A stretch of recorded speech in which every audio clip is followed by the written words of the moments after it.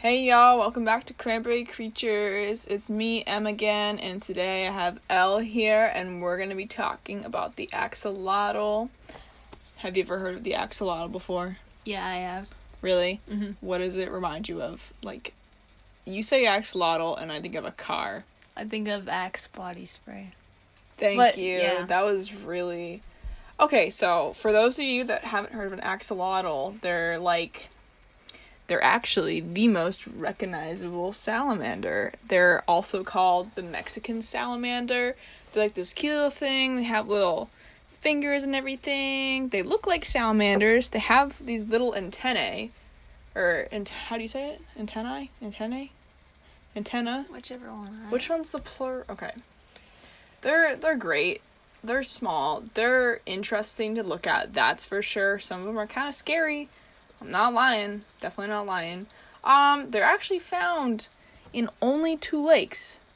Remember how they're called the Mexican salamander? Yeah, that's because they're only found in Mexico's lakes. I'm about to butcher this name, but it's Lake Xochimilco and Lake Chalco. And they're actually endangered because of pollution and all that bad stuff. Hashtag don't pollute salamanders. Not cool, guys.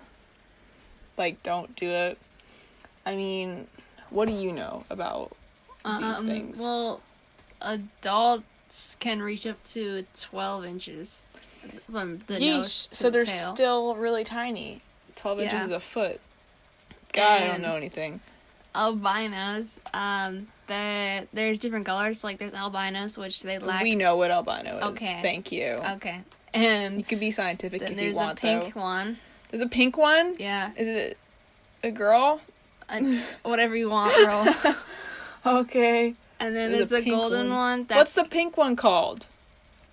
I don't know how to pronounce it. It's like leucistic. Oh, thank you. They're like light colors. I guess I could just look that up.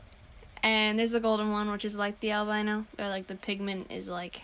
Is that one just called It's also- golden, or is yeah, it it's golden. goldlistic? No. Never mind. I'm sorry. Wait, so are the golden ones, like, sparkly, or are they just... Like, are they... You know when it's like, this is gold, but it's actually yellow? Yeah. Like, come on. Like, You're okay. really good. Okay, anyways. Alright. So there's also the wild ones, which are like dark colors, like black, gray, and green, and stuff like that. So, like, the emo ones. Yeah, the goth axolotl. Okay, anyways. So, but those normally have specks and things to distinguish it differently from the melanoids, which are almost exactly the same, except when the wild ones, when they grow older, they become lighter.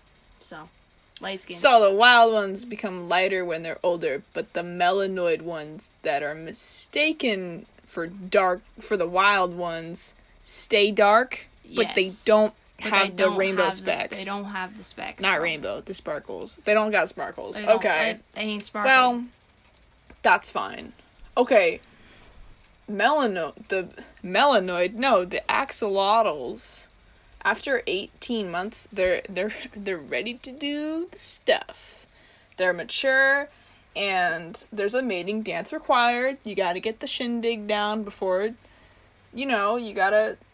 there's a lot of stuff that's required before you break dance. And actually, so the male will leave his sperm around the tank or the habitat, the designated water area, and then he will have the female follow him around, so then she can just, like, pick up, like, little Easter eggs or something. Just, like, pick them up, and she just picks up the sperm, and it's for her eggs, and then cool things happen, and her eggs are laid on individual leaves in the little lake area, pond area, or any Wait. type of plant. like each egg is on each different. Yeah, like, they don't... So you know how, like, frogs... throwback glass frog, they're all in, like, clusters? Mm-hmm. These are individual eggs, which I think is interesting, because I have a bunch of Because the sperm was pictures thrown of, everywhere. like, it makes sense once you see the photo. Or all of the photos. Okay, see, the thing about axolotl is they're not just, like, some random salamander. You can actually have them as pets. And there are literally so many videos, if you look them up, on, like, specific diets and tanks you need for this salamander. and they're like $20 to $70. Of course, the smaller ones or the babies are cheaper, and then I heard that they're really aggressive. So their skin, you can actually touch them. This ties into being aggressive because their skin is not as sensitive as fish, because you can't really touch the fish. They just like whoosh. But these guys are not as sensitive, so you can only touch them, but it's not recommended that you touch them, only when you need to like move them from tank to tank per se. Tank to tank. Tactic tank. Technique. Yeah, technique tank.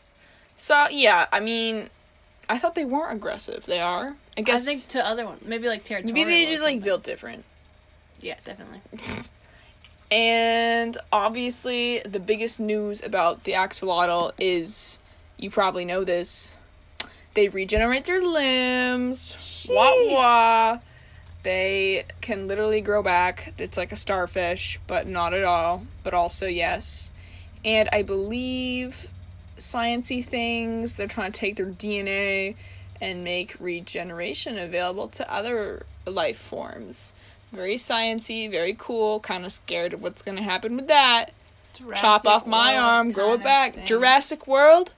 Okay, guys.